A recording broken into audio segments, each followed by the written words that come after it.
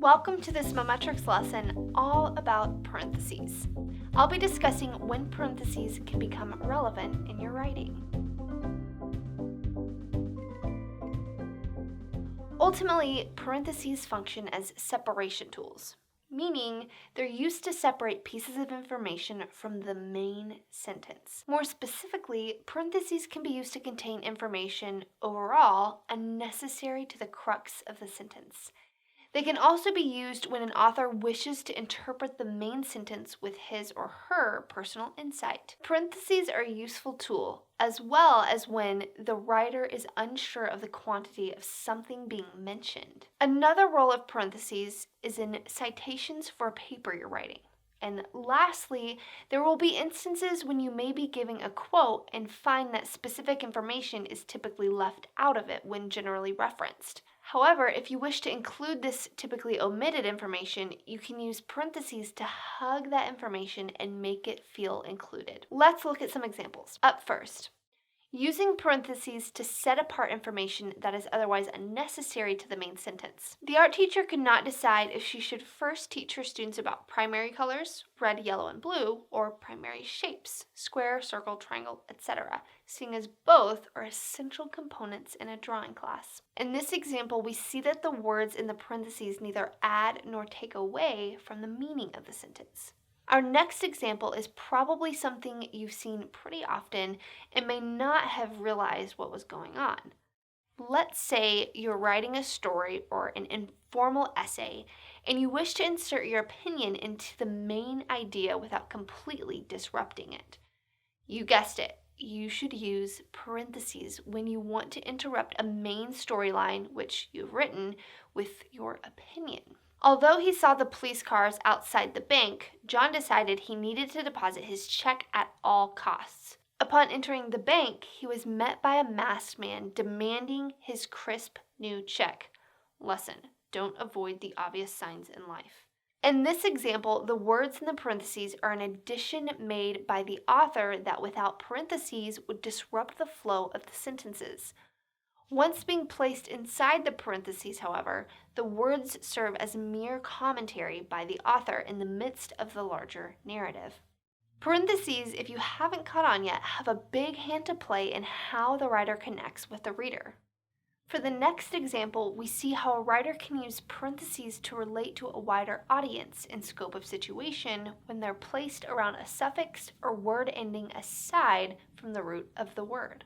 Let's say a jewelry store is running a special on their polishing services. They need to create a written advertisement for the special. An employee might write on their sign, "New half-off special. For this month only, we will polish your ring," or rings.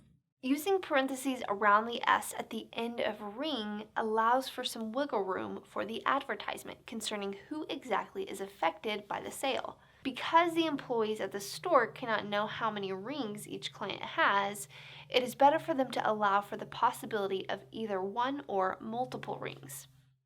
This strategy for parentheses can also be used with other suffixes, ed, d, es, etc. One of the main occurrences of parentheses you are likely to encounter is in an academic setting. It's no secret that students are expected to write essays and research a variety of topics for those papers. That being said, those resources used throughout the paper must be cited according to the appropriate writing style being used for that paper. The citation style will vary depending on the discipline you are writing within. Some will use notes and some parenthetical citations.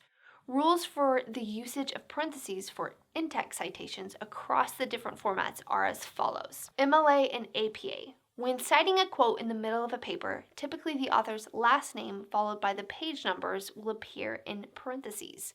Depending on whether or not end punctuation is a part of the main quote will determine whether your punctuation is placed inside of the parentheses or outside of it. Example, open parentheses, Smith 67, close parentheses. Chicago Manual of Style. Unless mentioned previously in the sentence, typically an in-text citation for this writing style will include the author's last name, year of publication, and the page numbers. Example, Smith and Jones 1998, 56, close parentheses. or open parentheses Jones 1999, comma 35, close parentheses. The last example is a little more advanced, but is just something neat to have in your knowledge of parentheses toolbox. Let's say you're utilizing a quote in a paper. The quote is a common turn of phrase, money is the root of all evil. However, you do a bit of research and discover that this is a misquote from the first book of Timothy in the Bible. The full quote is, the love of money is the root of all kinds of evil. This is quite a bit different. So you have a few ways you can go about this, one of which is to place the standard quote in quotations and the often excluded portion within parentheses. This would result in the following: open parentheses, the love of, close parentheses, money is the root of all, open parentheses, kinds of, close parentheses, evil. The information in the parentheses for this example represents information that has been typically omitted in the cited text. Again, this is not something you will normally run across. However, it's always fun to learn something new. Thanks for learning about parentheses with me, and be sure to check out our other videos for all of your grammar needs. Before you go, don't forget to hit that like button and subscribe. See you guys next time.